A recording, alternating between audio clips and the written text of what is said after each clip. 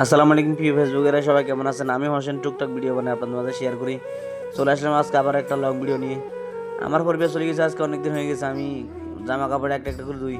আজকে একসাথে নিয়ে আসি 15-16টা, তাতে এগুলো ধুই, যাতে মানে আর কষ্ট না করা লাগে এক সপ্তাহের জন্য বাইরে। এটা দেওয়া যে কতটা কষ্ট, যার পরিবেশ চলে গেছে তাড়াতাড়ি করে নিয়ে আইন, লয়ে আই এগুলো দোয়াত লাগাই দেন ভাই। ভাত রান্ধা এত কষ্ট না, এটা দোয়া যতটা কষ্ট করছি নি ভাই। আমি যে ওরান হয়েছি এদিন, মনে কর না আমার তো যে অশান্তি লাগছে ভাই। আমি কি কমু দুঃখের কথা, দুঃখের না ছাতার মাথা, বুঝলে দিব তালি, না বুঝলে দিব গালি।